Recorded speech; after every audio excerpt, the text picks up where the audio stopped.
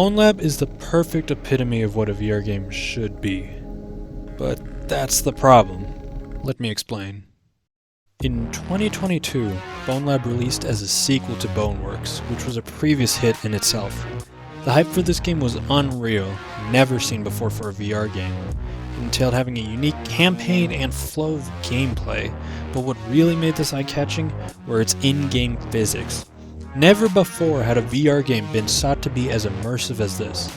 Every box, every enemy, every gun could be physically messed with to the point of micro-altering anything you wanted. This was what VR was made for. This was bringing maximum immersion that we've never seen anywhere else. At release, this game broke countless records and made $1 million within the first day of sales. Because of this churn of success, this was a turning point in what VR games were to be. This was a historic moment in time. It was supposed to set the standard of the future of the capabilities of VR. That was the epitome of what was to come with VR. And then that was it. Okay, let's quickly recap the campaign before I get into any gripes. You spawn in as a peasant, you get hanged, psych. You fall in cavern, you follow sketchy cavern, you find even sketchier elevator go boom, now you're in Bonelab hub. You open quarantine gate, you go on old minecart, you meet Giant Man sends you to do minigames for avatars. You become strong guy, you become speedy girl, you become a little tank, you become 5'11", you become 6 foot, you become you know. Huh? You open Boneworks box, you shoot 1 billion enemies, you reach the original village, you were hung. You kill everyone because we haven't done that enough already. You reach old windmill, giant hand reaches to you through roof, you get lifted to endless emptiness. Giant man is now small man and gives you a ride to the main screen as credits roll. The end. Makes sense, right? I figured. When playing VR, we the player always want to have more control than given, whether that's straying from the main task to explore our surroundings or having the ability to grab another character and throw him into a table.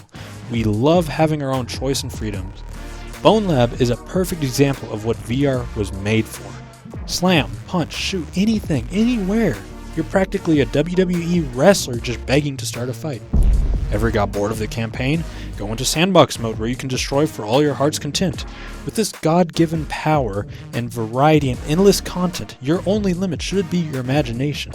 Not to mention you are a fully simulated rigid body. That means that every step, every push, every interaction you have with the world affects every outcome in the game. This allows for the ability to hop over barriers, climb walls, climb ropes. Anything in the virtual world has now become the real world. Everything you have ever wanted in a VR game is here. The perfect VR game. And that's why it isn't the perfect VR game. Actually, quite far from it. Now, there's a lot of minute things that I could gripe on for hours about, but here's why I believe their strive for perfection has inherently led to its cap in a lot of ways. Firstly, let's talk about the campaign. For new players and even experienced players, the campaign is considerably tough to understand, even after completing the game. Many puzzles are unintuitive and can be found frustrating given enough time. The whole map feels linear as you're led door to door, being mouth-fed enemies constantly to move the story along. Enemies are actually very limited in variety and easy to subdue after being introduced to them. Also, the avatars are introduced so suddenly that when you can actually use them, it doesn't feel rewarding, as you're already at the end of the game. It just feels so shallow at times, and I wish there was more. Another important thing to mention is the frustration with the realistic physics in the game. I don't know about you, but climbing got aggravating. It took forever to get anywhere. My body would get in the way of everything to the point of getting stuck on ladders, doubling the intended time it was supposed to take to get somewhere. Even though the intention of the game is to immerse you into a fully rigid physics simulation, it got to the point it slowed gameplay in many aspects, and I feel like it could have been adjusted to sustain a more fulfilling yet realistic movement than what was given. But that doesn't mean the game wasn't great. Yeah, I've bashed the game a bit, but it's still an amazing game. The physics are unheard of in any other game. The music is outstanding and underrated in my opinion, and not to mention the modding community. Wow, half of the game is just playing with mods. You can't look up Bonelab without stumbling across the endless mods that the community has made. It's actually astounding to what has been made since its release a year ago.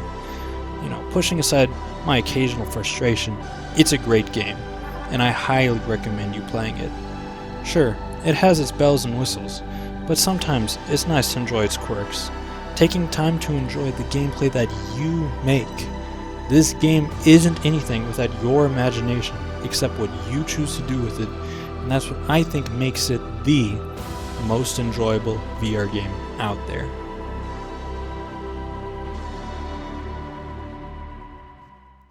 Hey, if you guys like this content, make sure you subscribe. I may do this in the future. Anyways, that's it. See ya.